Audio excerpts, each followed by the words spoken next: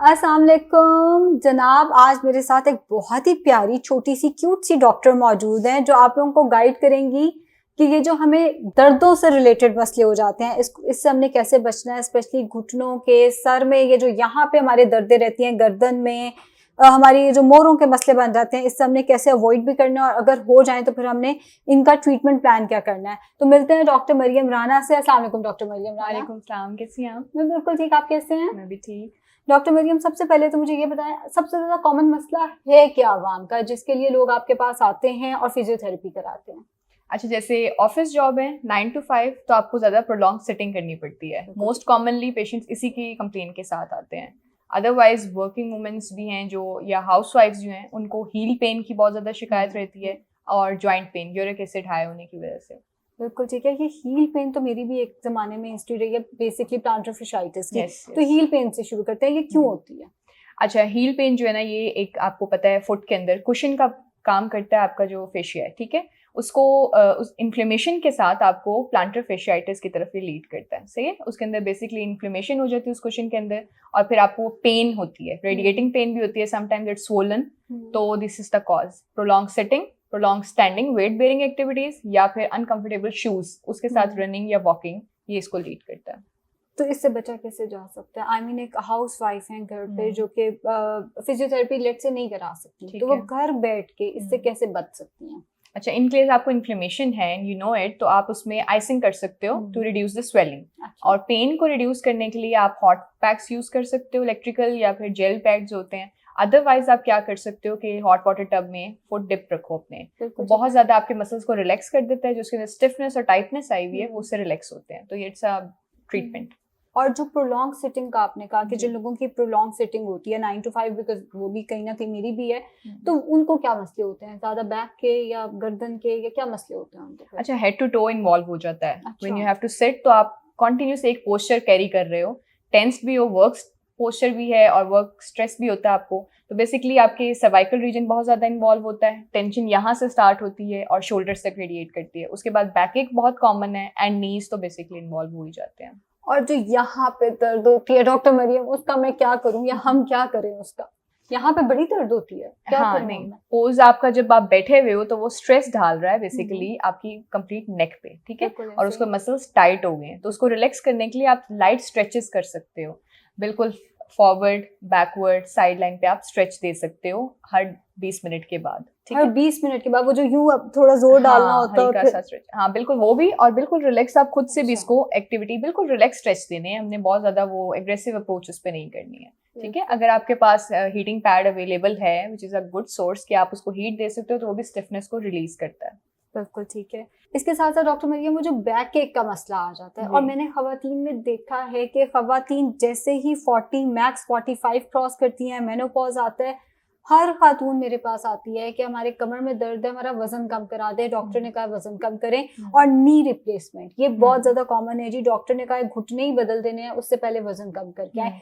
तो क्या प्रिकॉशंस क्या होनी चाहिए कि हम खवातीन को आज से 10-12 साल बाद ये मसले शुरू ना हो, और अगर हो जाते हैं तो हम बच कैसे सकते हैं, फिर क्या करें हम? ठीक है, हमें स्टार्ट करनी चाहिए बेस से। अगर आपकी बेस ठीक है तो आप उसको लॉन्ग टर्म में ट्रीटमेंट अच्छा दे सकते हो। लेट्स सपोज अगर आपको नी में पेन स्टार्ट हो गई है, ये क्रैकिंग साउंड्स हैं, तो आपका पहला स्टेप क्या होना चाहिए? अपनी डाइट चेक करें, अपने मल्टीविटामिन्स के इंटेक को ठीक करें। उसके बाद क्या होना चाहिए? आपको क्रैकिंग साउंड्स आ रही हैं या स्टेप्ड हो रहा है तो फौरी तौर पे एक्सरेज कराएं, डॉक्टर को विजिट करें। यानी कि बेसिकली जब एक्यूट स्टेज पे हैं आप उसी तरह से ग्रैब कर लें। हम क्या करते हैं, हम इग्नोरेंस की तरफ चले जाते हैं, लेजी हो जाते हैं। तो हमें सबसे पहले अपनी बेस ठीक करने की जरूरत है, मतलब बेसिक्स पॉइंट पे उसको ग्रैब कर लेना चाहिए। बिल्कुल, पहले तो हम जाएंगे मालशी के पास, फिर हम वहां से मालिश कराएंगे, फिर हम दबाने वाली लगाएंगे, फिर जब वो सारा कुछ काम खराब हो जाएगा तो फिर हमें समझ आएगी और फिर हम आप तक पहुंचेंगे। मैंने ज्यादातर यही देखा है। और अगर नी पेन होती है तो हम कौन सी एक्सरसाइजेस घर पे कर सकते हैं कि हमें जरा रिलीफ मिल जाए? अच्छा, हम नी के लिए जो है ना एक्सरसाइजेस में ये हो सकता है कि पहले तो प्रिकॉशंस आ जाती हैं। सबसे पहले क्योर से पहले आप प्रिकॉशंस लें, जिसमें आपने स्टेयर्स को अवॉइड करना है, आपने नमाज पढ़नी है तो कुर्सी पे बैठ के पढ़नी है, आपने जैसे कह लो नीचे नहीं बैठना, पैरों के बाहर जैसे बैठ जाते हैं, इन चीज़ों को उसके अंदर लेके आए। दूसरा आपने क्या करना है, नॉर्मल एक्सरसाइजेज हैं, स्ट्रेट लेटने के बाद नी के नीचे कुशन प्लेस करें और नी से उसको कंप्रेशंस दें।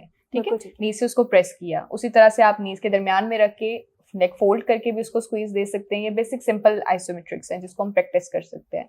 फिर अगर आपको खुद फील होता है कि देर इज स्वेलिंग तो आप उस पर आइसिंग कर सकते हैं, और अगर आपको लगता है कि पेनफुल और स्टिफनेस है तो आप हीट अप्लाई कर सकते हैं। अच्छा डॉक्टर मरियम, जैसे मैं डाइटिशियन हूँ तो मैं बता सकती हूँ कि पेशेंट ज़्यादा क्या गलतियाँ या ब्लंडर्स जिन्हें हम कहते हैं वो खुद से घर पे मारते हैं वेट लॉस के लिए, तो आई एम श्योर फिजियोथेरेपी में भी कोई ना कोई ब्लंडर होता होगा कि ये करके आ गए और उसके बाद सारा काम खराब हो गया, तो वो ब्लंडर्स यूजली क्या होते हैं जिन्हें अवॉइड करना चाहिए? अच्छा, पहला ब्लंडर यहीं से स्टार्ट हो जाता है कि आप डॉक्टर को अप्रोच करने की बजाय आप उसे गूगल करते हैं। पेशेंट के पास अपने सारे सिम्टम्स के अकॉर्डिंग डायग्नोसिस होता है जब वो हमारे तक पहुंचता है, ठीक है। तो सबसे पहले तो आपको ये नहीं करना चाहिए। फिर आप गलत क्या करते हो कि आपको जब हल्की सी भी पेन हुई है या आप टायर्ड फील कर रहे हो तो आप खुद से सेल्फ मेडिकेशन पे आ जाते हो। पैनाडॉल्स ले ली, न्यूब्रल्स ले ली, टाइलेनॉल ले ली, व्हाटएवर, तो आपको उसको अवॉइड करना चाहिए, ठीक है। तीसरी चीज आपको क्या करनी चाहिए कि आपको डॉक्टर के पास विजिट करना चाहिए और उसकी गाइडलाइंस को फॉलो करना चाहिए। और लेट्स सपोज अगर आपका फिजियोथेरेपिस्ट या कोई भी डॉक्टर है आपको जो गाइडलाइंस दे रहा है वो सिर्फ वहीं के लिए नहीं है, उन प्रिकॉशंस को और एक्सरसाइजेस को आपको घर पे भी फॉलो करना चाहिए। तो ये ऑल द वे अराउंड आप पे ही डिपेंड करता है आप कितना अच्छा अपने ट्रीटमेंट प्रोटोकॉल को लेके चलते हो।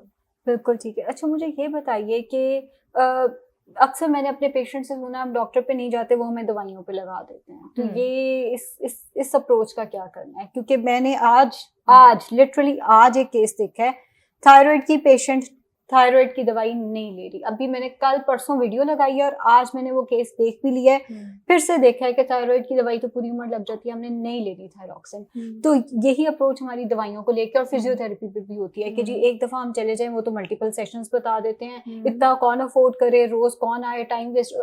इस अप्रोच का क्या करना चाहिए हमें? अच्छा, जैसे थायरॉक्सिन की आपने बात की है, ये पता है आपको कि एक लाइफ टाइम का एक वो ट्रीटमेंट प्लान है जिसके अंदर आपको थायरॉक्सिन लेनी पड़ती है, और अगर आप नहीं लोगे तो आपकी बॉडी रिएक्ट करती है, palpitation, sweating and mood swings, और बॉडी के हार्मोन्स इम्बैलेंस हो जाते हैं कम्प्लीटली। लेकिन जब आप पेन्स में हैं, लो बैक पेन है, नी पेन है, शोल्डर पेन, तो कंटिन्यूस मेडिकेशन क्या करेगी, वो उस टाइम तो अपना असर दिखा देगी फॉर फ्यू आवर्स, जितना मेडिसिन का ऑनसेट होता है असर करने का। तो आपको क्या करना है कि मेडिकेशन अवॉइड करनी है। फिजिकल थेरेपी बेसिकली उसका यही चीज है कि आप कंफर्ट प्रोवाइड करते हो विदाउट सर्जरी एंड मेडिकेशन। तो इसी वजह से हम डिफरेंशिएट करते हैं दूसरी फील्ड्स के साथ कि इसमें ना सर्जरी है, ना मेडिकेशन है, ना पेन है, पेन फ्री डेलिकेट ट्रीटमेंट है। तो मेरा ख्याल है इसमें मेडिसिन की तो जरूरत है ही नहीं। बिल्कुल ठीक है। मुझे ये बताएं, एक बंदा आपके पास अगर आता है तो उसको मिनिमम और मैक्सिमम कितने सेशंस चाहिए होते हैं? और एक और चीज जो मैंने पेशेंट्स को रिलक्टेंट देखा है वो ये है कि फिजियोथेरेपिस्ट हमें बार बार बुलाते हैं, हम अफोर्ड नहीं कर सकते, उसका क्या करना है? अच्छा देखिए, फिजियोथेरेपी जो है ना ये सेशन वाइज ही हो सकती है। मैं पेशेंट्स को गाइड करती हूँ, जैसे एंटीबायोटिक है, you have to take the dose, 3 दिन की डोज आपने लेनी है, कंप्लीट खत्म, 5 दिन की डोज कंप्लीट करें, खत्म। उसी तरह से फिजियो को सेशन वाइज आप लेके चलें। आपको 1 वीक विजिट करना है, 3 दिन रिकमेंडेड है, उसको लेके चले, आपकी बॉडी हील स्टार्ट कर देती है। आप रेस्ट करते हैं, आप प्रिकॉशन लेते हैं, आप फिजियोथेरेपी कराते हैं, आपका हीलिंग मैकेनिज्म तेज हो जाता है। वही अगर आप उसको छोड़ देंगे दरमियान में और एक्टिविटीज कंटिन्यू रखेंगे तो कभी भी हील नहीं हो सकेंगे। तो ये तो एक पूरा प्रोसेस है, उसको उसी तरह से फॉलो करना जरूरी है। और जो YouTube पे हमें एक्सरसाइजेस मिलती हैं, क्योंकि उसमें मैंने 1-2 वो भी केसेस देखे हैं, पेशेंट ने पहले तो अपना गूगल से किया डायग्नोसिस, ठीक है, उसके बाद उसने उस अपने सेल्फ डायग्नोसिस पे किया YouTube से एक्सरसाइजेस और काम खराब हो गया, काफी खराब हो गया।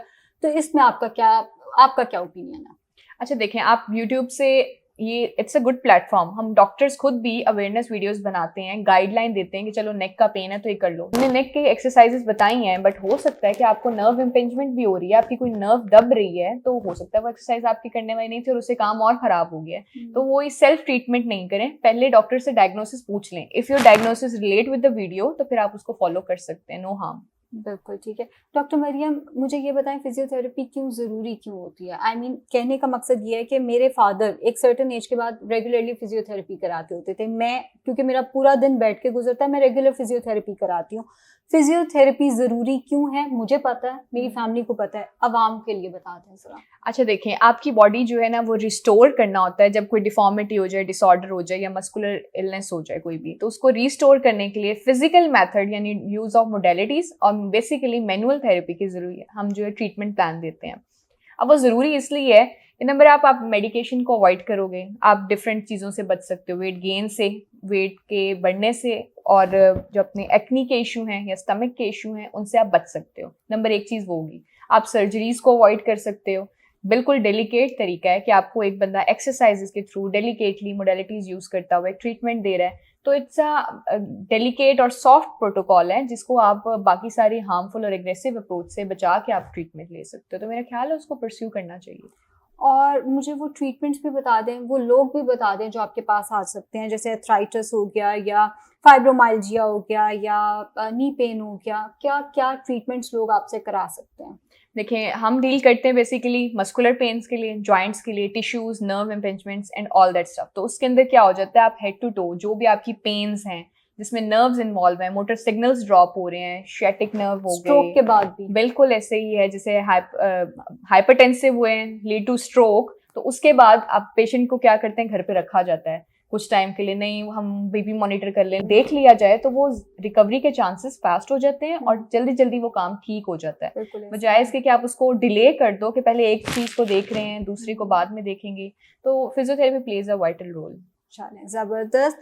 ये थी हमारे साथ डॉक्टर मरियम। उम्मीद है आप लोगों को बहुत सारी चीज़ें समझ भी आ गई होंगी, बहुत सारे हमारे सवाल के जवाब डॉक्टर साहिबा ने दे भी दिए होंगे। हम गाहे बगाए इनको तंग करते रहेंगे, जब जब इनके पास टाइम होगा हम तब तक इनसे टाइम लेके जो भी मसले मसाइल आ रहे हुए वो कमेंट्स में पूछ लें, मैं इनसे पूछती रहूँगी। शुक्रिया।